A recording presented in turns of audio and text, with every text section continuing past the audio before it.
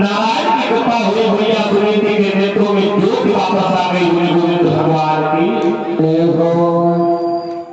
आज उसी समय महाराज राजा उत्तानपाद ने विचार कर लिया है कि अब मैं जो है राजपाट नहीं चलाऊंगा, अपने पुत्र का विवाह करूं और पुत्र को राजा बना दूं।